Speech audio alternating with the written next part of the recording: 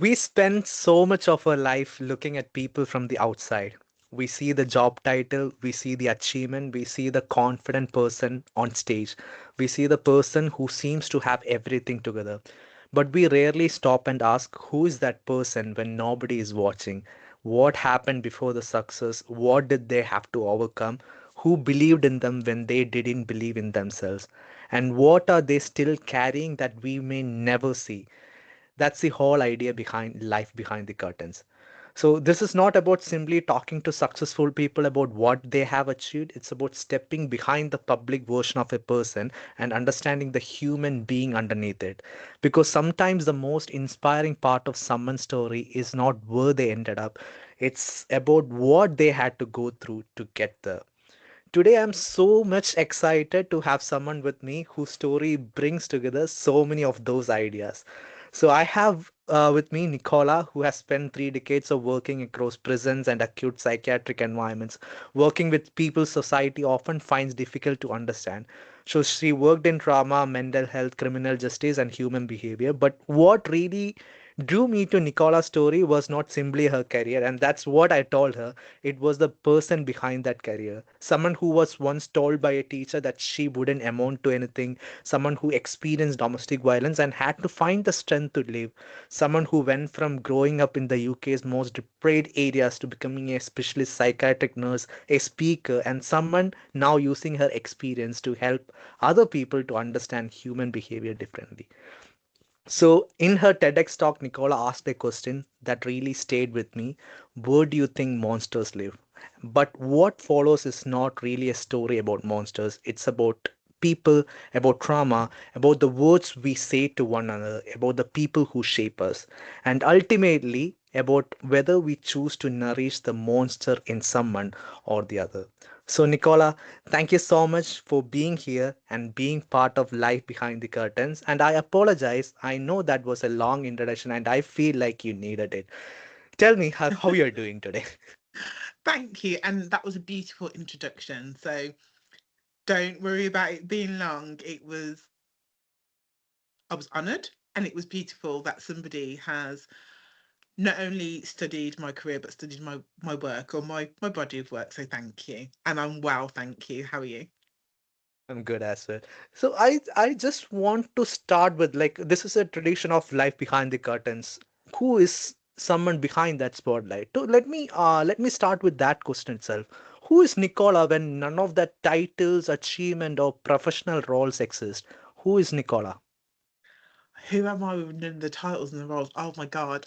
I would think that I'm the unexpected in the sense of I love nothing better than to watch trash TV, um, eat snack from the sofa, and not have to do anything that requires me to use any brain cells whatsoever. And I'm somebody who just really enjoys time Hmm. or spending time with people, not all the time, because I'm sure you'll understand when Yeah, you work within healthcare. I would say you start to hate people, but you definitely like the contact is like exactly. I know. I'd rather not. I'd rather come back and just like chill out. So yeah, Nicola without any titles is just somebody who really looks for the simple stuff Hmm. and really appreciates that there's extraordinary in the ordinary. Great. What is something about you that people probably wouldn't guess from the person they see on job or stage? Actually, I'm quite introverted. That's strange. Yeah, so I'm introverted, and when at home, I am I can be quite a quiet person, Oh, quite okay. quiet and silent, and just yeah, insular. Do you feel like when you work in a firm like criminal justice, like do you feel like I can't believe like how can someone be introvert? That's like that put me in a strange situation because daily I think daily you have to talk with people like you are seeing a lot of people out there. So Yeah, you need to talk, right? But I know like there should be a person behind that curtain. So happy to know about that. So yeah. do you think the person you have become now is the person you always imagined you would be? Yes and no. Hmm. Definitely not in the shape or form that I've taken. Did I always imagine that I was made for bigger things? Yes, I did. At the time, my bigger things I thought would be on stage, acting, something to do with that. Hmm. I didn't ever envisage that it would be through leadership, or Okay, that I would be using my voice literally and figuratively got it. to create impact, to make change, to influence policies. None of that. Mm. Didn't think that would happen. So yes, but in a different way than what I envisaged. Nice. Also, like this is for my audience. I will be pinning your TEDx talk in the description, so please watch it before you watch this podcast. So I will be probably referencing some of the parts in this podcast. So, in your TEDx talk, you mentioned something like the words that shape us. So I just want to ask around that area, like how dangerous is it when a young person start believing in somebody else's prediction about the future?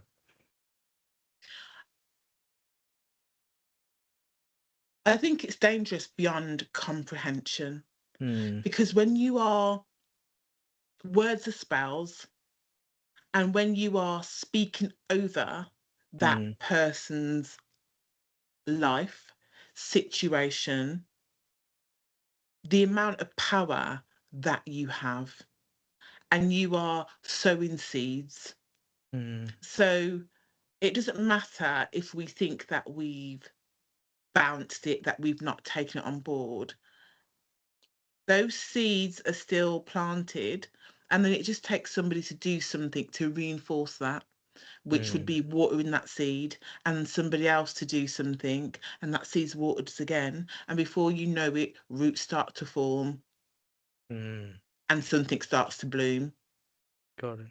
Whether that's with the fly eye, which is Mm, you see all the rubbish and the crap, yeah, or the bee eye, where you see all the flowers, the pollen, and the honey, what gets planted and what gets watered. got it. And also in that TEDx speech, you mentioned about two teachers. Like my audience, please watch that video. Like it was so emotional and inspiring. So when you talk about that second teachers, like what made that second teachers believe in you powerful enough to change the way you saw yourself? That didn't happen immediately. Mm, I refer to a quote from Steve Jobs where he says, "You can only connect the dots when you yeah. look back." Mm, And so at the time when he was telling me that essentially you are better than this and you can do better, and I was like, a crazy man, don't even like him anyway. Like, walked out of his office.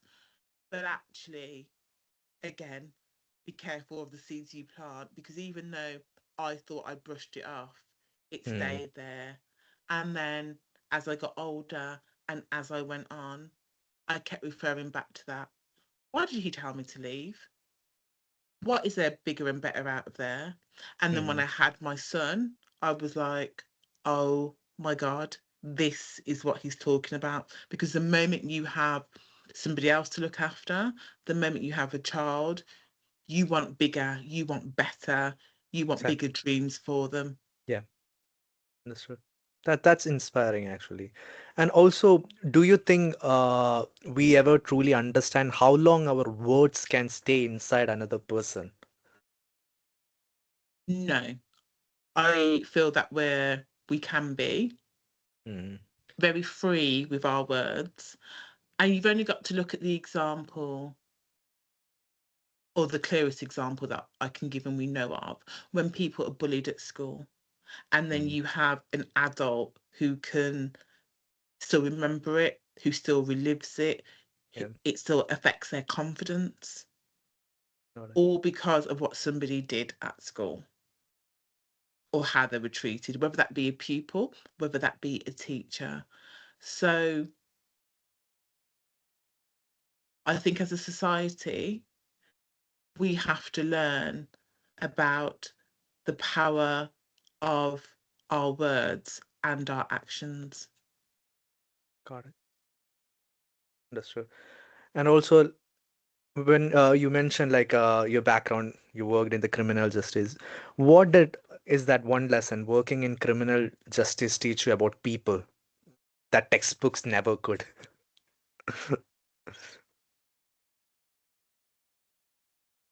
That should you be willing to listen, Yeah. they can teach you so much. So a couple of examples.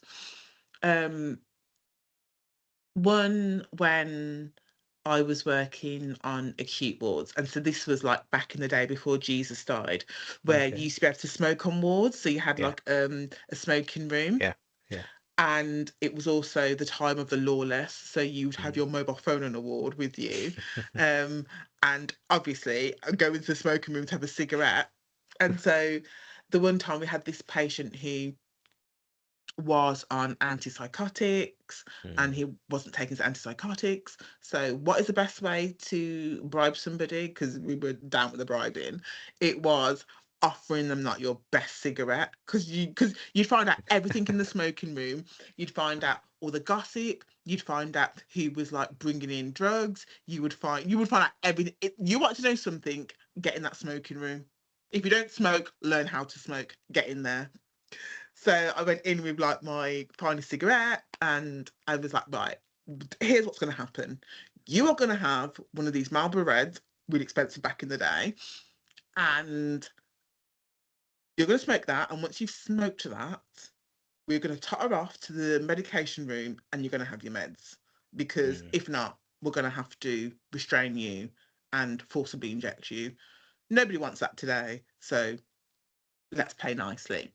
So while he was there smoking a cigarette, my phone rang, the phone that you shouldn't have on you. And so I answered my phone and I said, yeah, yeah, yeah, okay, bye. Put the phone down.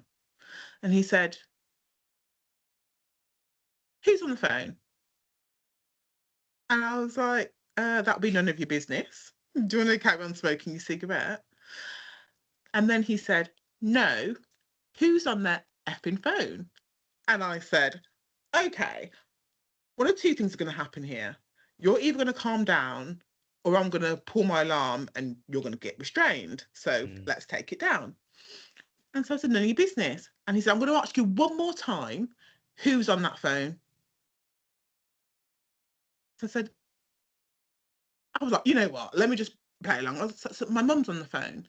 And he Mm. said, never do that again. And I said, never do what again? He said, never do that again. And I was like, we are going back into restrained territory here. Do you want to like speed it up?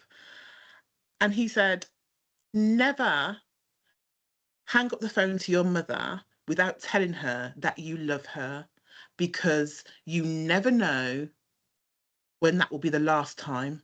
Mm. And 13 years later, I was getting into the back of the taxi, and it was the last time that I was telling my mum that I loved her because she'd just been diagnosed with terminal cancer and had weeks to live. That's a good takeaway.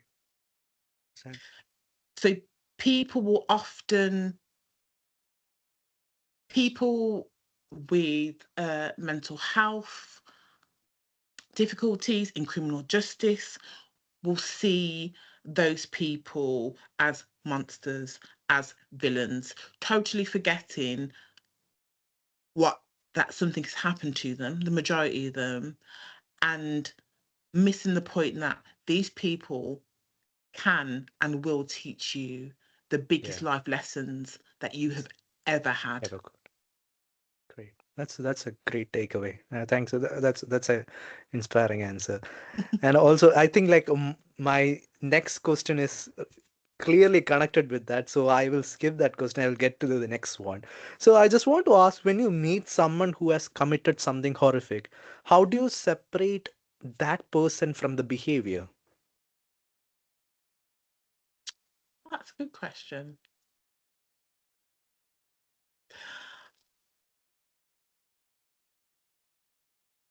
So the behaviour Mm, is a reason for something happening, not the excuse. So when somebody comes in and they kind of committed the most horrific crime, by virtue of them being in prison, whether that be remand, which is like a cat B where they come in yeah. before sentencing and trial and all the rest of it, or whether they've been sentenced and they're going wherever, that's the job of the criminal justice system to judge that.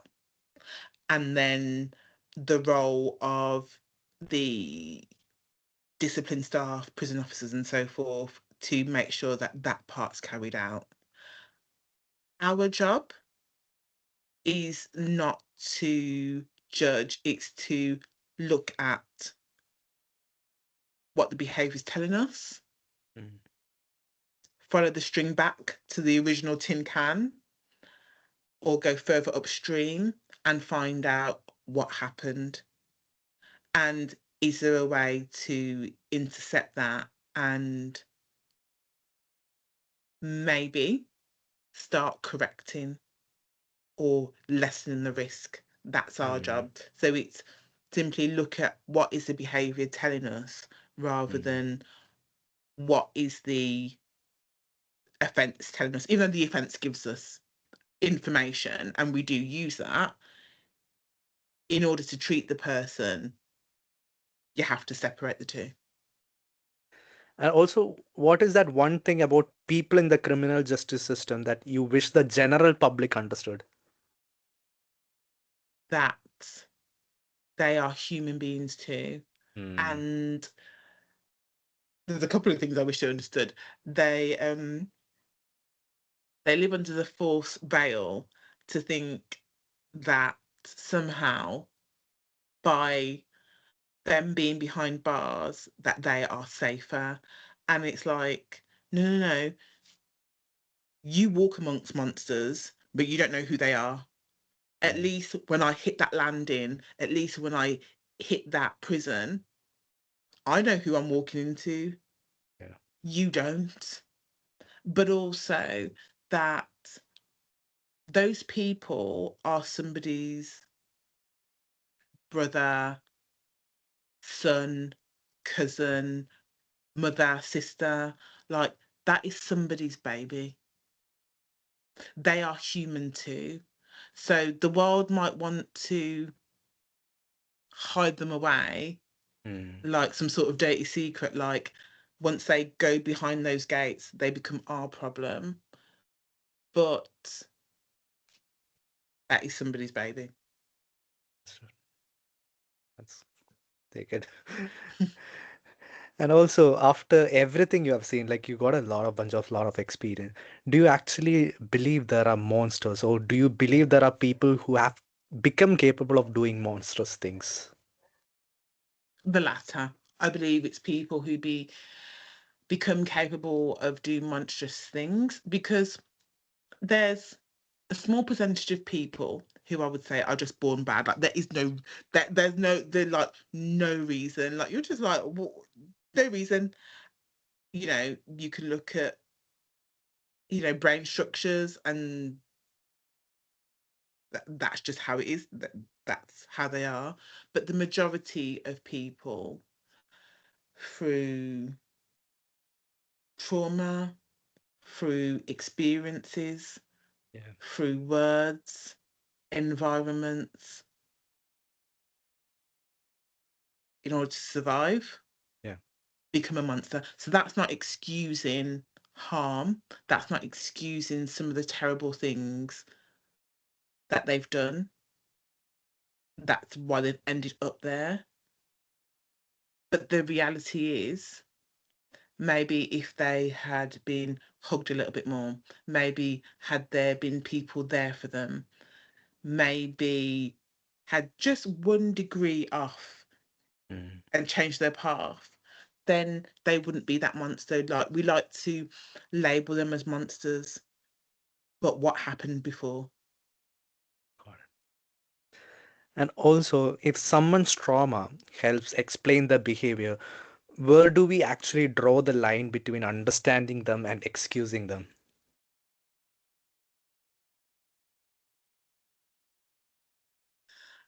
So I don't think we ever excuse them. Mm. Yeah, My personal, so understood. you can understand somebody's trauma, you can understand somebody's diagnosis, Mm. because again, in my field, one of the favorite lines I hear is, it's my mental health, and I'm like, okay. Mm. Mental health doesn't excuse for bad behavior, because bad things happen to good people all the time. One thing that you are in control of is what you do and Mm. how you choose to respond. So, Got yes, you can have react a certain way to a certain thing, which includes behavior, but E plus R equals O. So event plus reaction equals outcome. That's from Jack Canfield. So the only thing that you can change within that equation is the R, is your reaction. reaction. So Mm. even somebody, and I always hold them accountable, who is so chronically unwell, whether it be like schizophrenia, and not in psychosis, although they do have moments of lucidity, is able to take accountability for their behaviour. Mm. So it's So how we react. So that's yeah, what. Got it. Got it. And also, like, I think that will be connected, but can we have compassion for someone's story while still holding them accountable for what they have done? I think like you can explain this more briefly. absolutely, Yeah. absolutely, we can hold somebody accountable Yeah. while having compassion and Mm. understanding doesn't mean that they can't be accountable. It's a bit like forgiving somebody but not forgetting. You don't forgive and have to forget. Mm. You forgive for yourself Yeah. and to let go, but you don't have to forget, because that's data. That's data that keeps you safe. And just like we can have compassion and understand what happened to them or what brought them to that point, or whether they were failed by systems, people, society, Mm. we still have to hold them accountable for their actions. Now, you can have two people who were abused. Why will one person go off and do the same and the other person won't? You have choices. Mm. Got it. And let's talk about the psychology of everyday people. So, how much damage can one sentence actually do to someone's confidence or mental health?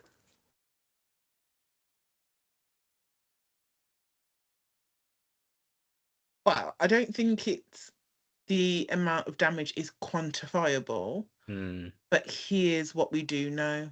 It does have an impact. It does have an influence long after those words have left your mouth. And here's what we do know: the brain will always look for what's wrong. Your brain is Mm. millions and millions and Yeah. millions of years old. So you can say, oh my God, you've got such a pretty dress on. But you got a stain on that hem. That is all you are going to think about. Like 99.9% of that dress is fine. You've got a dot on the hem that that eagle-eyed person has seen, Yeah, and you're just like, let me go burn that dress and go get a new one. exactly. And Yeah. so when we talk, whatever words we say, we need to be mindful that the brain's always looking for what's wrong, not for what's right. So it will latch onto anything that is remotely negative. Got it. Sense. That's a great takeaway. And also, what's something we dismiss as just a joke that you think we should take more seriously? Hmm. Uh, Maybe comments we make on appearance, Mm, whether that's, a backhanded compliment yeah. or maybe just an offhanded compliment, like comment, sorry, that we feel isn't anything at all, but actually you don't know what that person's going through.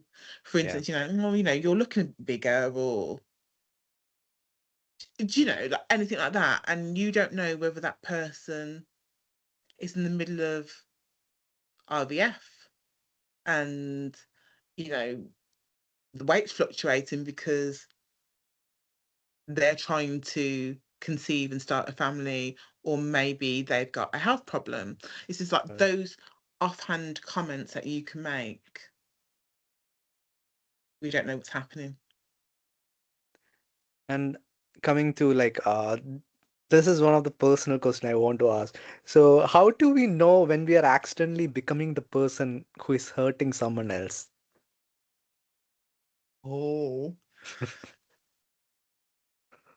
how do you know?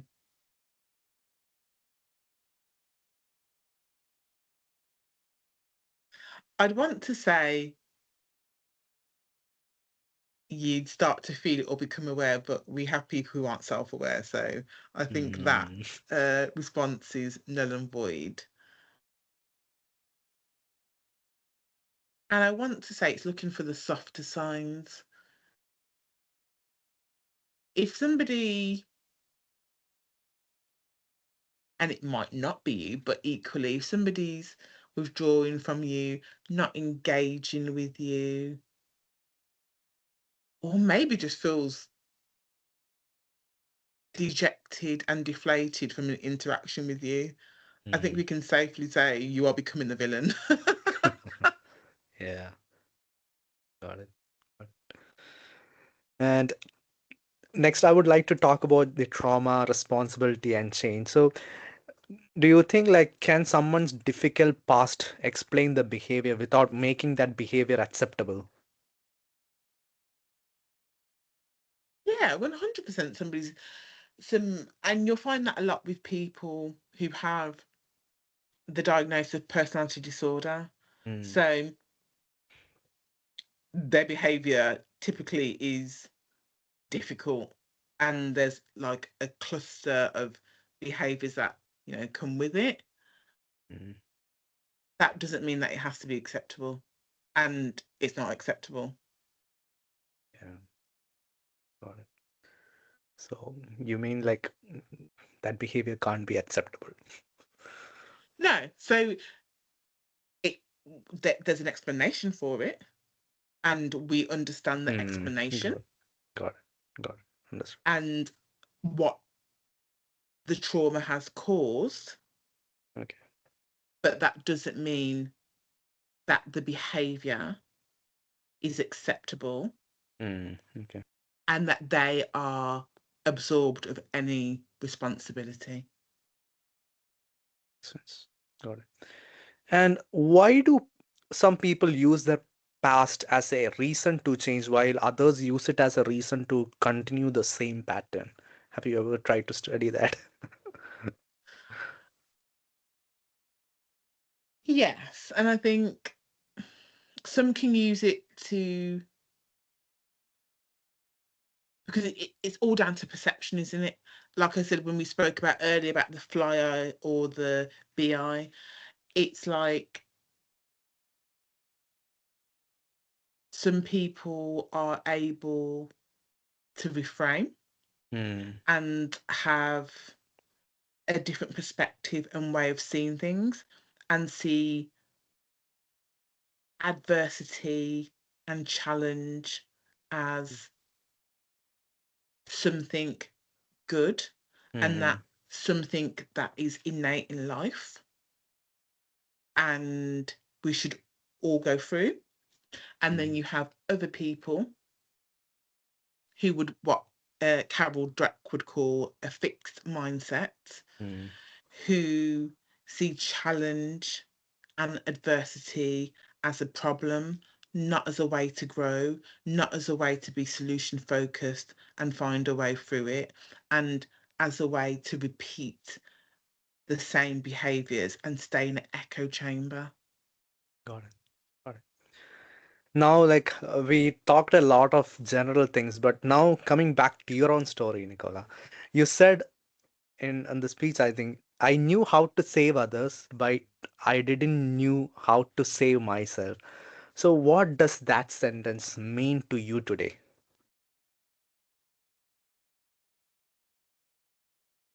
It means I had all the answers for other people, but I Mm, hadn't yet done the internal work to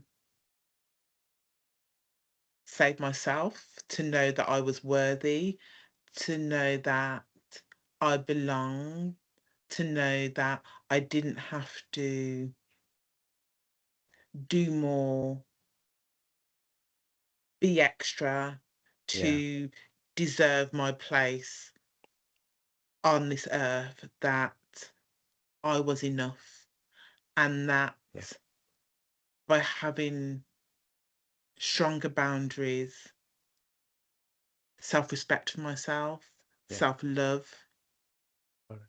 that was all the inner work that needed to be done to keep me safe, protected, Mm, and actually in spaces where I should be. okay, that's nice, and thanks for that. And like, do your professional knowledge make it really easier or harder to understand what you were experiencing personally? Oh, always hard. Like, no professional, no medical professional is like ever a good patient, are they? They're just not. Like, we can tell you everything to do. Do you think we do any of it? Absolutely not. That is for you. That is not for us. Do as I say, not as I do. Got it. We are human too. Got it. Got it. And do you think the person you are today would exist without the things you have survived? Absolutely not. Mm, Absolutely not. I genuinely feel that those things are sent to make us, mm, and hopefully the lessons that we learn from them yeah, take us forward so we can create change, impact, and alter the world, environments, community in a better way from the ones coming after us. and let's talk about the cost of helping others. So in that session, my first question is that when you're constantly trying to help the person, you're constantly the person helping others because you are in that field. Who actually helps you? Ah, see, that's the thing. Who um who holds the leaders? Who holds them? And I think Yeah, that's a really important thing that we have to learn yeah, as professionals, that we have to ensure that we have spaces. mm, So not, beyond your clinical supervision, but we have to have spaces, peers, communities that hold us to it, but we need to make that as a priority. Yeah, As much as a priority is looking after other people, we actually need to prioritize putting on our own exactly. mask first. And have you ever reached a point where you generally thought, okay, I don't have anything to give? Yeah, that's called burnout. And definitely, if you've worked in the NHS and not had burnout, you are a liar, my friend. Yeah. Yeah, not pretty. And what I will say is, in the NHS, we like to wear burnout as a badge of honour, Mm, and it definitely is not. But that normally comes from a lack of boundaries, and a lack of boundaries is normally closely followed by a lack of worthiness and self-respect, and therefore our boundaries get skewiffed, mm, and we start to see our productivity as a way of showing our worth. mm. And what it does is just burn us down and out. Got it. Let me want continue with that question. So, is that a boundary you had to learn the hard way? So, is there any? Absolutely. Mm, So I went off of burnout during COVID. mm, And I feel that and anybody who was a key worker, especially in any of the services or forces, yeah. will know that the expectations that were laid upon us were unreasonable, not only as humans, but in the professional world. And that came as a direct consequence of not holding the line and not holding boundaries. Mm, got it. And have you ever felt that pressure to look stronger enough than you actually felt? That's a regular. I think that's regular, especially, well, it's multi-layered. I think working within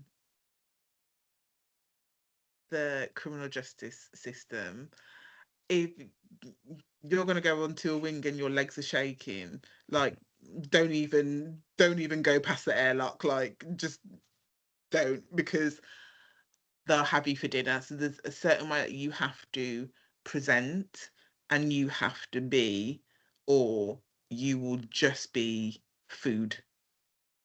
Um, and also being a woman of colour.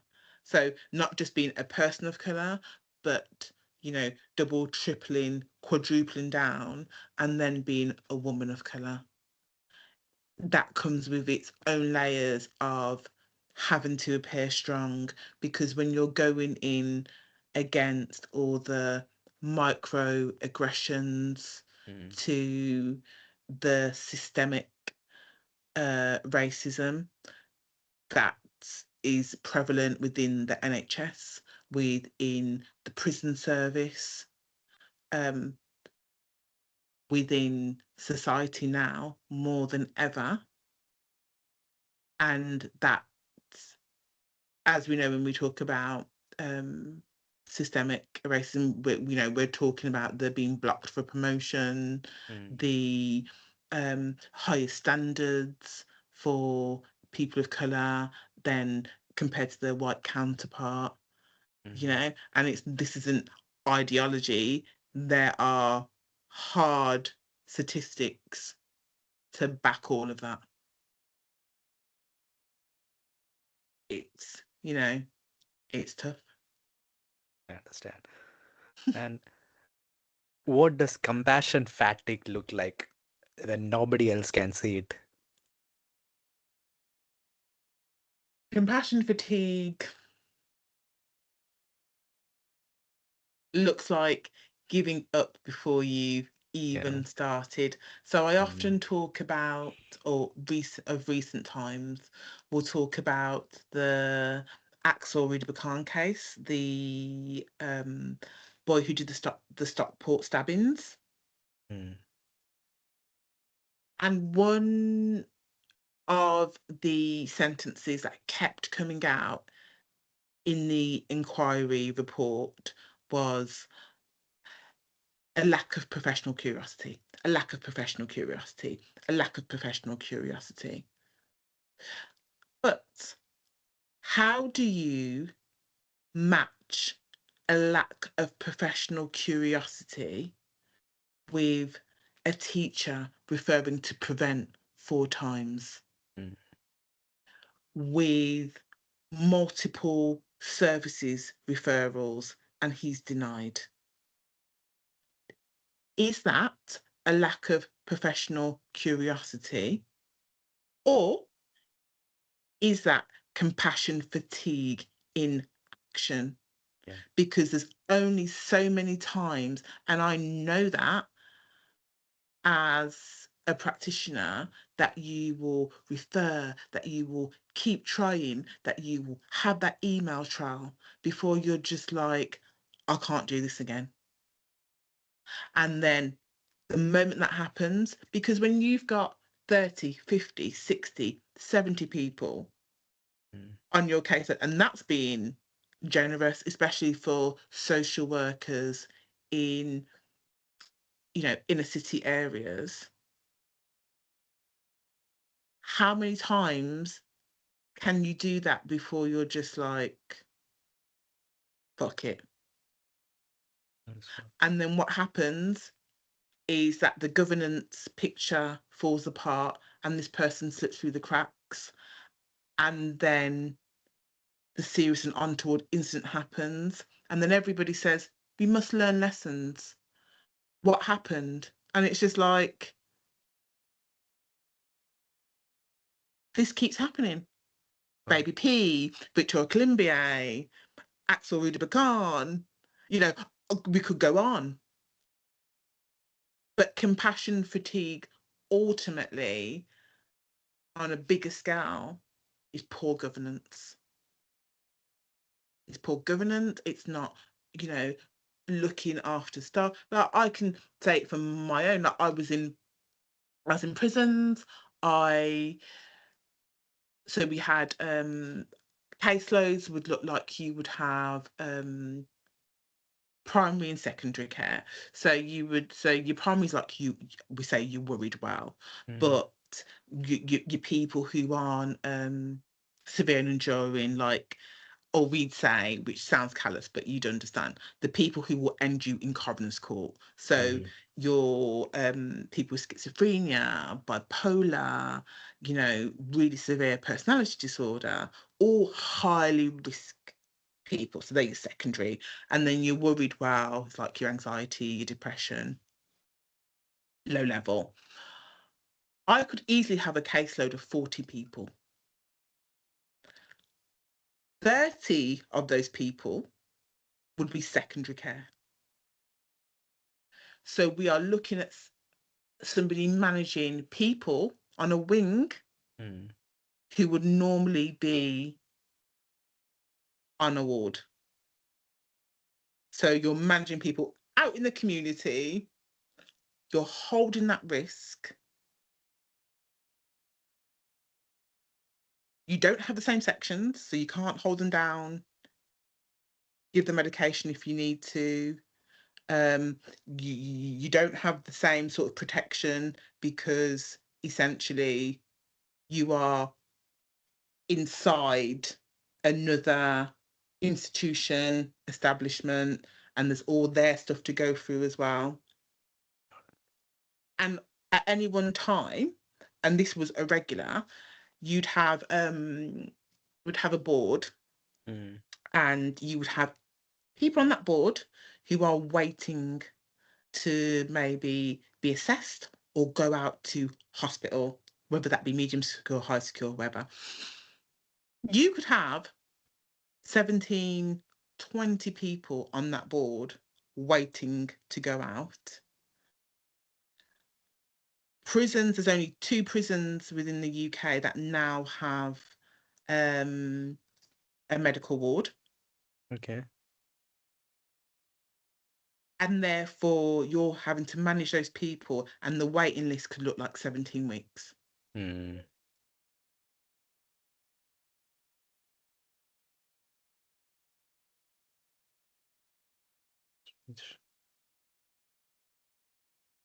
So yeah, it's when we talk about compassion fatigue, like you know, it's not only left the building, it's gone on a plane and like it left the country, because we are being put under so much pressure Hmm. to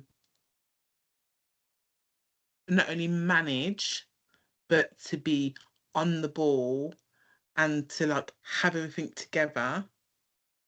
And then we all know what inter-service communication is like. No matter Hmm. how many inquiries come up, no matter how many inquests come up about better communication, Got the it. police being the biggest one, let's not lie. Uh, I mean, even the police communicating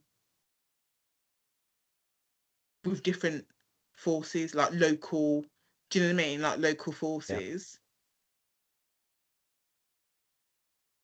Mm. doesn't happen. And then we talk about compassion fatigue, and it's like, well, how do you how do you expect a human being to take on that much and not have compassion fatigue? How is that possible? That was a broad, I think that was a broad area. Thanks for giving that broad perspective of the thing.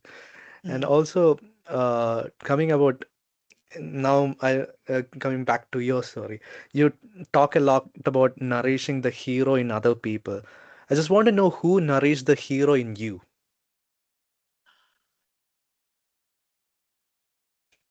I think it's different people along the way. And this is going to be controversial, but sometimes even the villain can Hmm. nourish the hero in Hero. you. Yeah. Because sometimes even the monster can be your best friend, because they can give you some information that you're like, oh, actually, no, wow. But I think for me, I wouldn't say there was like a particular shining light, but it was following the breadcrumbs. Hmm. And more so,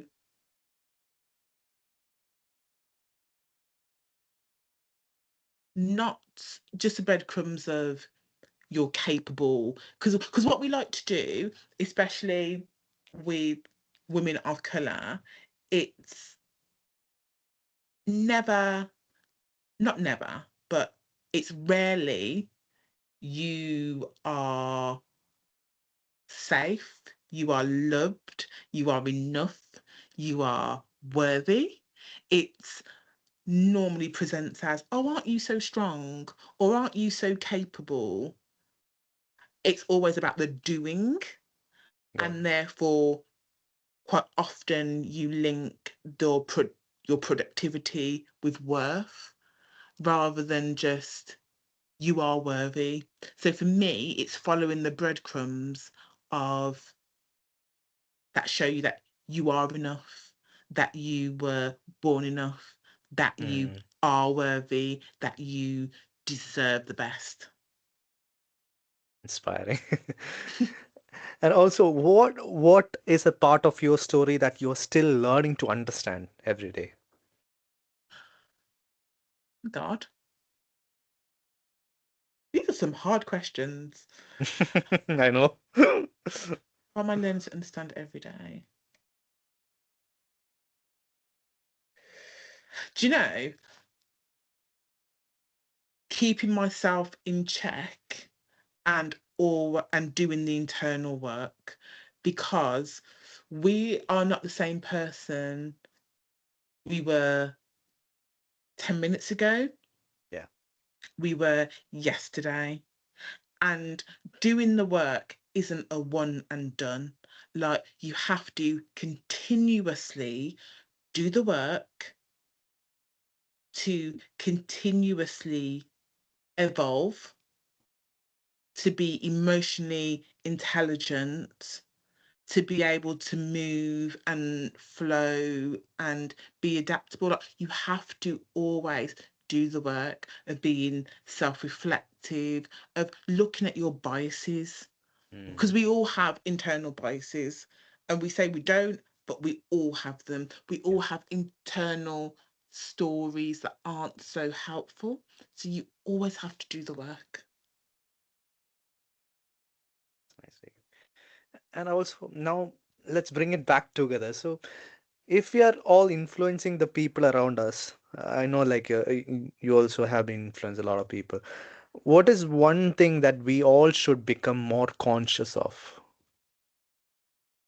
How we show compassion Mm. and how we show empathy, because where there is compassion and where there is empathy, there is a direct correlation to innovation, creativity, vulnerability, and that shapes the culture, that shapes how people show up, that Mm. shapes how people feel valued, seen, and heard. And also, I just want to link that question to this one as well. So, if you notice someone is struggling, what should you actually do rather than simply asking, "Are you okay?" Ask better questions, Mm. because we say, "Are you okay?" And the person says, "I'm okay." And then we go, "Okay." And it's like, Mm. ask better questions, and not just like a machine gun. Start having a conversation with the person. So if I say to you, "Are you okay?" and you Mm. say to me, "Yes," and you look stressed, I'm going to be like, "Okay." So here's the thing: this man is not going to be giving me any truthful answers anytime soon. So let's start having a conversation. Mm. Like, okay, anyway, so how was your day? What you been up Yeah. to? You know, how was your evening? Because the thing, and I'm going to sound really either morbid or morose here, but similar to the story that I told about that patient saying to me, you know, you never know when it's going to be the last time that you're going to tell your mum that you love her. I always think and try to go by, you never know if that smile, that basic conversation is going to be the last for that person. You also don't know if that smile, that "how are you," is going to stop that person from going home and taking their own life, Mm. because you have no idea what is happening at home. Got it. So the simple act of a smile, kindness, or just like, "I make them shoes nice," like, or, and the amounts of times I've Yeah. heard things back, and not necessarily from me, but either that smile, that comment starts a conversation, and then you Mm. find out you are the only person they're having contact with that day, Mm. or maybe of other people who have just done something small, and it later transpires that that person was going to go and do something. Got it. And also, I think each and every answers is linking to the next question. And also, I think this is how we can support someone without trying to become the therapist or the savior, right? So I Yeah. think, yeah, that's nice. That's a nice takeaway, and thank you for that. And last but least, how do we protect our own mental health while still being there for someone else? Whether it will be in friendship or relationship or whatever, how we can protect our own mental health? Okay, so I use this analogy. If you see somebody drowning in the river, Yeah. do you jump in and you both drown? Because if they're already drowning, the chances are you jump in, they're going to hold you down and drown you. Yeah. Or do you hold out a branch for them to hold on to and pull them on to the riverbank? Hmm. We don't jump in to save somebody. We give them the tools So for them to save themselves. You are not responsible for that person. As much as we want to help, what we need to do is pull them into our calmness, not allow them to pull us into their storm. it's a it's a nice example. And also, like, I know the time is running really fast, but there are a few more final questions. So, uh, and coming back to you again, what would you tell that younger version of Nicola who was once told that she wouldn't amount to anything? God, I would let her know how fierce, Hmm. how capable, but more than anything, how loved and enough she is. Nice. Cool. That's nice. That's nice. And finally, for someone listening right now, take maybe my audience who looks completely fine on the outside but is quietly struggling behind their own curtains, what would you want them to hear? Just one more day. Hmm. Just give it one more day. Night falls fast, but just one more day. Like one more day. And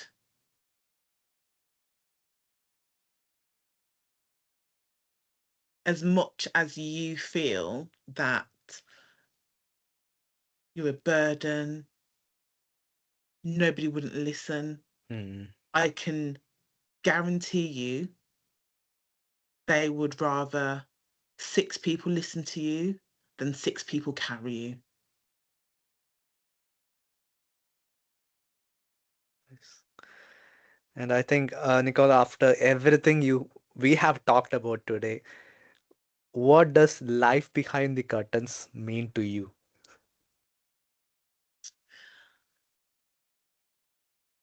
Life behind the curtains means to me dropping the mask, Hmm. the facade, and just being, bringing yourself. Not authenticity, because people seem to confuse authenticity with Yeah. just being rude. Got it. Got it. But definitely being yourself. Being yourself. Yeah. Got it. Thanks for that answer. And today we have talked about some really difficult things: trauma, prisons, mental health, relationship, survival, responsibility, and the way we influence the people around us. So, but more than anything, we talked about people. And thank you so much for that. And I think that's what life behind the curtains is really about. Because we often meet people at the point where they are successful, confident, experienced, or standing on a stage, but we don't see what happened before that moment. We don't see the doubts, we don't see the difficult decisions, we don't see the people who believed in them, and we don't see the battles they may still be fighting quietly. But before I let you go, Nicola, we have one final tradition. So that is life behind the curtains rapid fire. Okay. So I'm going to give you few quick ones. Don't overthink them. First answer that comes to my mind. Okay. Comes to your mind. So can I start with that? Yeah. So let me take my tablet. Okay, give me a minute. Uh, Yeah, so the first question is that one word that describes Nicola. Oh my God. Uh, authentic. I can't hear you.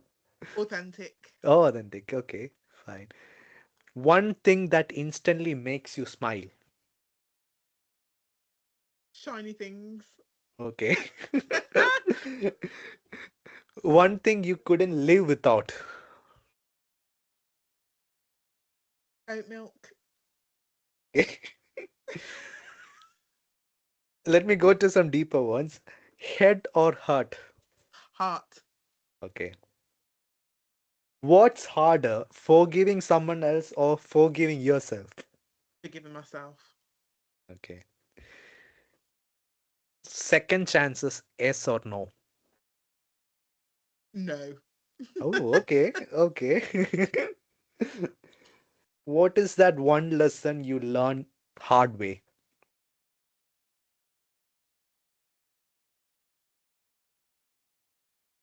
To not. The lesson I learned was the hard way was not keeping boundaries. Okay. And also, let me link that one. One thing you wish you knew at 18. To keep boundaries. Okay, cool. What's more powerful, fear or hope? Hope. I know, like I'm asking too many, but I want to finish that. Can people really change? Yes or no? Yes. What's something people don't know about you other than being introvert? Uh, that I can play a flute. Okay. Okay. What is something that makes you instantly angry? Injustice. Okay. And what's something that always get you emotional?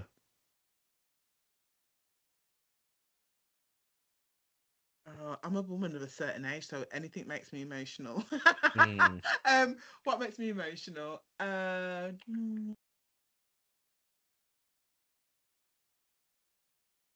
When you see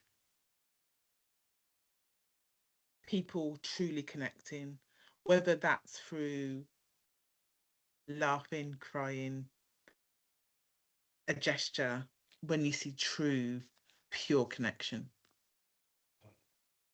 Let me ask the final five, okay? What are you most proud that nobody really knows about? Oh my God. Um, oh, I'm proud that nobody knows that. What does nobody know about? Um, okay, so it's not. I got two. Okay. One, Yeah. I got into Mensa when I was 8 years old. Mm-hmm. And then the second one is that I ran a marathon and raised uh, jointly and Hmm. raised £6,000 for three, no, eight, sorry, £1,000 for three charities. Oh, okay. That's nice. The next one. What's one thing you had to lose to become the person you are today?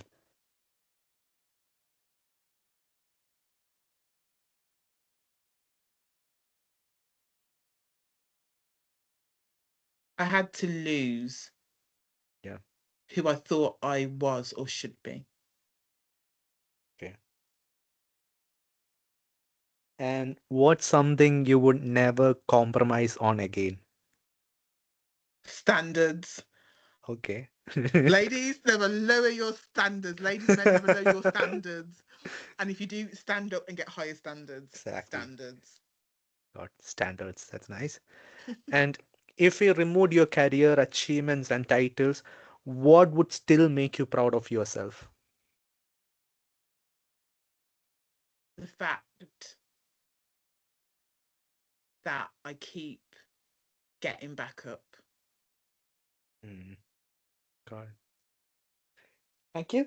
And Finally, Nicola, if you could leave one sentence behind the curtain for everyone listening today, what would it be? Always back yourself. Always back yourself. Great. Great. Always back yourself. Thank you. Thank you Always. so much. Thank you so much. That was nice, really nice. And thank you for allowing us to step behind the curtain today and meet the person beyond that professional, beyond that TEDx stage, and beyond that achievements. Thank you for being so open, honest, and generous with your story. And I hope everyone listening takes away at least one thing from this conversation. I'm pretty sure about that. So, we never really know what someone is carrying behind the version of themselves that they showed the world. So perhaps we can be a little more curious, a little more compassionate, as you mentioned, and a little more careful with the way we treat one another. Nicola, thank you so much for being part of Life Behind the Curtains. You're welcome. Thank you.